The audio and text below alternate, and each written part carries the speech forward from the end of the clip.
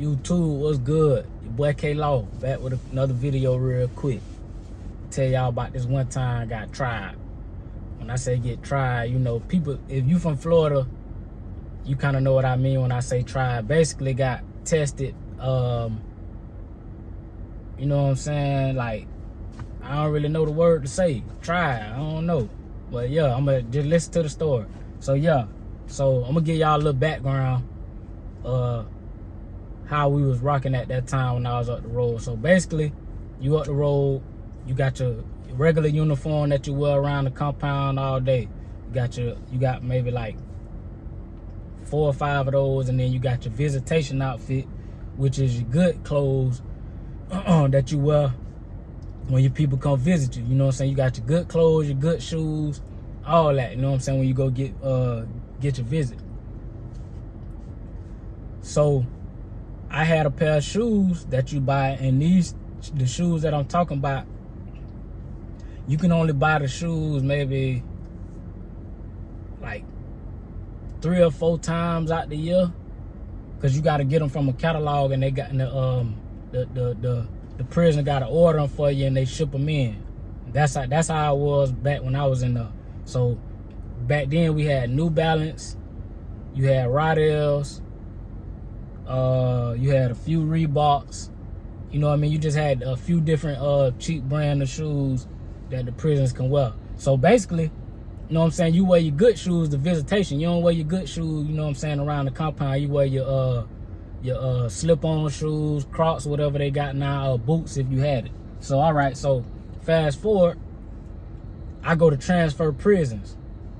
When you transfer prisons, your shoes, if you got personal shoes that you bought, like I just explained to y'all, you could take those with you. Them the only things you can take, because they gonna take your boots or any state issued shoes that you have, unless that's all you got. If that's all you have is state issued shoes, they gonna take it. Especially if you got boots, they gonna take them boots, because boots is kind of like a hot commodity in prison. I guess I'll explain that another time, but yeah. So I go to transfer, so all I got is my good fit, you know, like I say, my visitation fit, because they taking all your clothes, because you in prison, so they gonna give you clothes when you get the way you going. So like I say, you got one outfit on, which most people, when they transfer prison, they put their good fit on, their visitation fit. That way they always have it. So I had that on, and I had my fresh shoes that I wear to visitation. I had them on. Boom, get to the prison, transfer prison. I'm in the prison probably like a day, no, I'm gonna say a week, I'm sorry. I'm in there like a week, going through orientation. Then when you go to orientation, they give you a job. They end up throwing me in the kitchen. But I really wasn't tripping, because I was getting ready to go to the work camp within like another week or so. So me being in the kitchen, I really wasn't tripping like that at first. So get to my job dorm. Once I go through orientation, get to my job dorm, then I go to work. Now, and in the kitchen, they put me on breakfast. So I was basically working overnight, because breakfast, you got to get up, want to say like 1 or 2 in the morning, and go in the kitchen. You basically end up cooking and cleaning and prepping breakfast for when breakfast rolled around 4, 5 o'clock. So like, mind y'all, I done just transferred to this prison, and even though they threw me in the kitchen, they didn't give me no boots right away. I had to work in basically my good shoes, my all whites, my shoes that I wear to visitation. I had to put them on. So I'm in the kitchen working like that. I ain't got no boots yet. Like I said, I'm fresh in this new prison. I only been here a week. Went a week through orientation, and then I started work the next week. And so I come back to the dorm.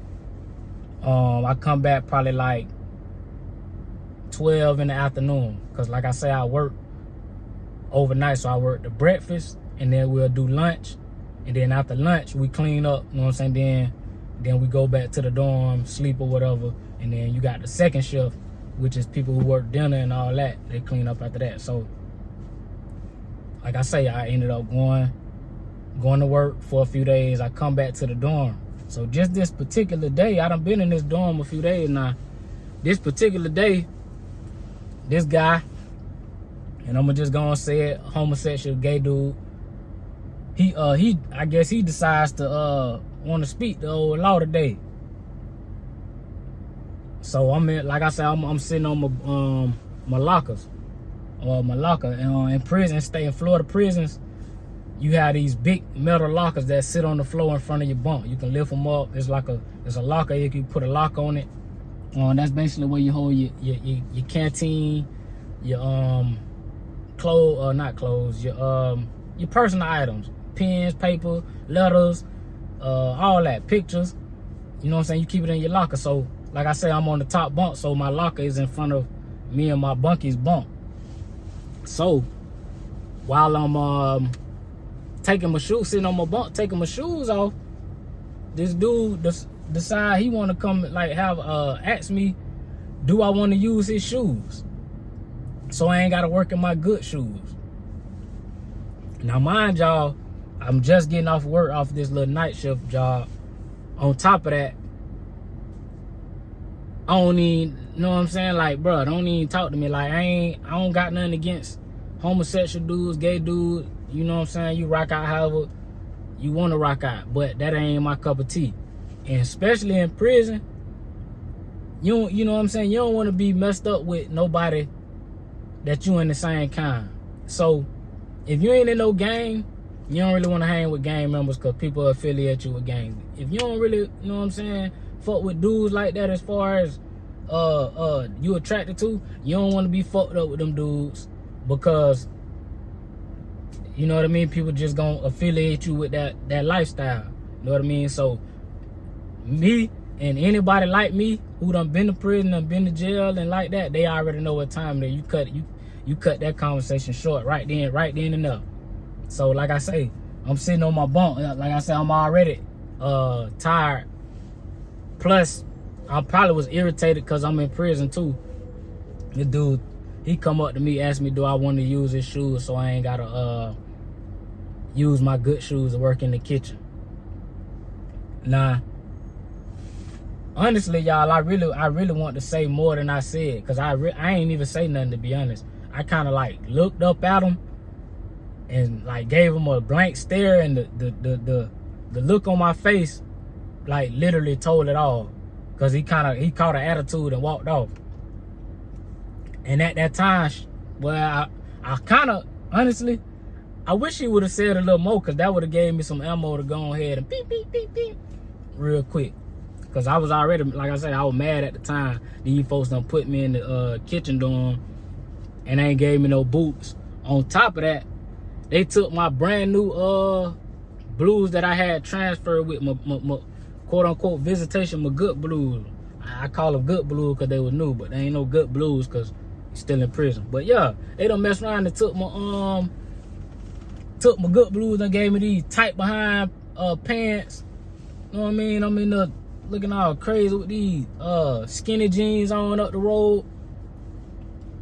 So yeah, you know what I mean? Like that's pretty much how that went, y'all. That's my definition of being tried, or I don't even know the word to say. But yeah, that's pretty much what it is. And that goes along with what I be saying. A lot of people be asking, like, do dudes get raped in prison? It happens in Florida. It happens. It's rare, but 9 times out of 10, these dudes be with it. You know what I'm saying? They get finessed out they behind. They get talked out of it. So, like I say, 9 times out of 10, they ain't getting raped. They getting finessed out they behind. So that's something they really want to do. That's just my take on it. But yeah, that's pretty much how that situation went. I ended up moving out of that dorm, like I told y'all, a week later. I ended up going to the work camp, which is, the work camp is still the same prison. It's just I'm in another gate with like on a smaller compound, and everybody on that side mostly go outside the gate, except for like the kitchen workers, canteen workers. But basically on the work camp, that's when, if you ever in your city and you see prisoners out outside working, like on the side of the road, most likely they getting ready to go home within, I say 8 years or less. I know in Florida you had to have like 8 years or less and able to be at the work camp, and also to be able to go out the gate. Like you can go out the gate with eight years, but your custody got to be real low. Like basically you got to come into prison with a low custody, meaning like you ain't got no serious charges. So, you know what I mean? Yeah, that's pretty much how that situation went.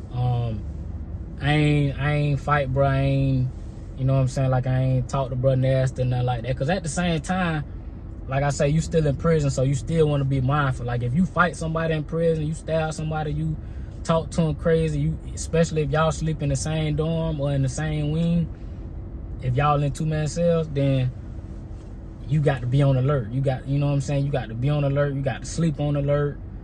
Everything you do, you're going to have to be on alert until that person is out of that dorm or out of that wing.